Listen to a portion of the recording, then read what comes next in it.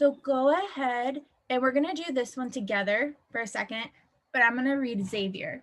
Actually, everyone read this silently first and then I'll read it. All right. So Xavier says, demand by tourists in Nepal for inexpensive tea paintings has resulted in the proliferation of inferior teas containing symbolic inaccuracies, which we're saying, I guess, is a sure sign of a dying art form. Okay, so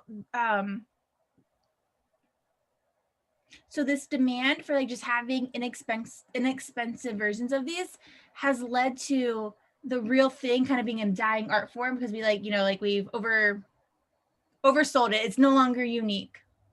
Nepal should prohibit sales of teas to tourists, for such a prohibition will induce artists to create teas that meet traditional standards.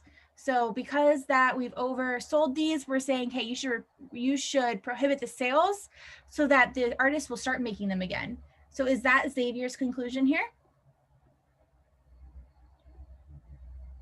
And we know that because one of our indicator words too is for, right? For, since and because introduce a premise.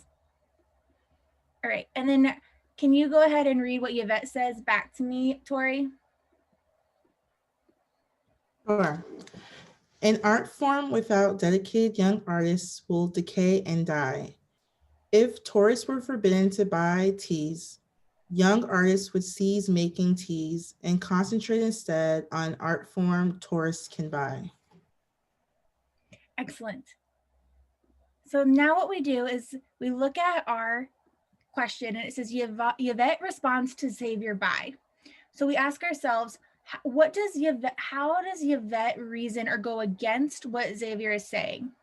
So think about this and think about this in your own words. What is Yvette doing?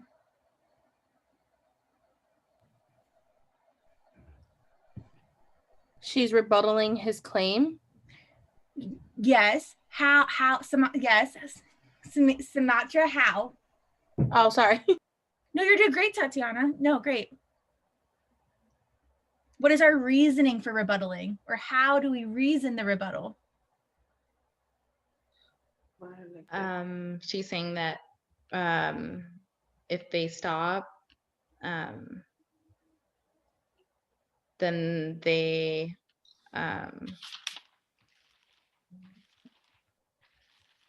basically, if young artists don't make them, then they would stop, which goes against basically them, the Xavier saying that we should stop the sales for tourists. You're really, really, really close. You're working towards it. I know. No, it's hard. Trying to work it out. No, you're good. This is the hardest part and this is like putting in the work where instead of just reading the answer choices, which is easy, like having to come up for it on your own is awkward. Right. And it's hard to come up with your own work.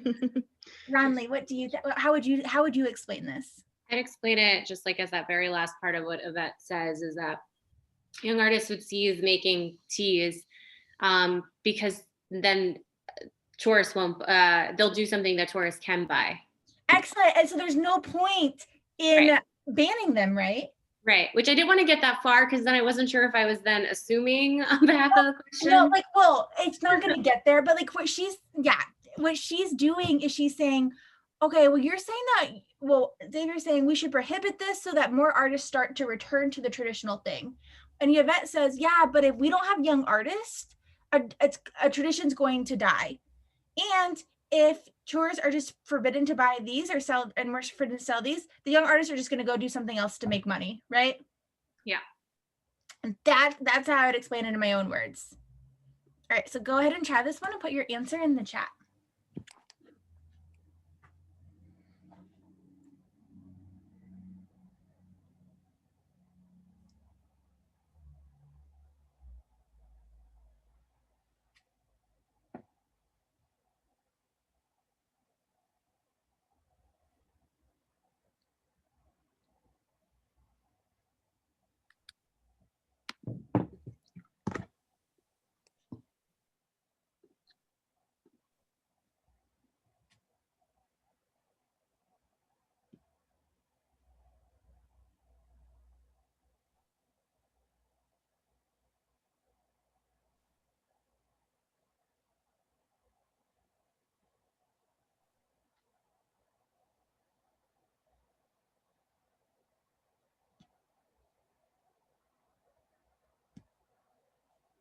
Excellent. Everybody got it right. Was it pretty easy to find C? Were there any answer choices that we were debating between? No? Yes? Shanice, what were you saying? Like I picked C, but I was in between C and E for some reason. Like C, E, and D. Okay, no. Okay, let's look at it. Because these ones, remember, are top-down questions. So that means we have to stay between the lines. So we have to make exactly what happens. So let's look at E first. Does Yvette show that the evidence presented by Xavier has no bearing on the point at issue? What evidence does Xavier show that Yvette then responds and says that there's no point of it? oh, now that you put it that way. That's what, you're gonna hear me. Katie, it was either Katie or Angelica told me, she's like, I could just hear you saying this, and so I just didn't do it anymore. No, excellent. And that's how specific we get of like, we're okay, and we can plug it in. And this is why we're gonna go slow to get faster. We're like, okay, ask yourself, where's the evidence? If we can't fill that in, it can't be the right answer. They try to trick us with all these, fancy things, and we just have to, they're all wrong until they prove to the right. All right, and then D, using an analogy to draw a conclusion that is inconsistent. So an analogy is whenever we use like or as, right? Or we use like a different example to like, we use analogies to teach all the time, right? Here's a different example of how it looks. Do we have an analogy anywhere here? No. No, so it can't be. As soon as I read uses an analogy, I was like, nope, that can't be it. Let's just go through them all now. So denying the existence of the problem. Do we deny the existence of the problem? We don't ever say that this T's artwork is declining. We don't disagree with that. We're just disagreeing with the solution, maybe. Or we are disagreeing with the solution.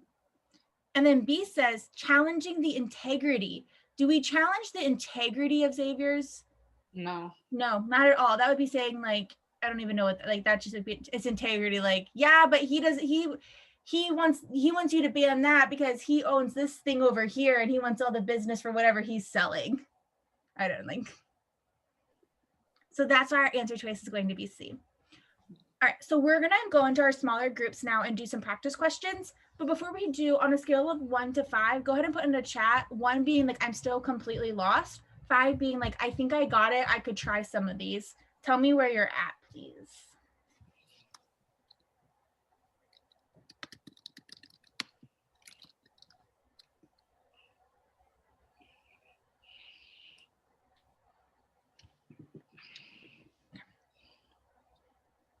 Right, I'm gonna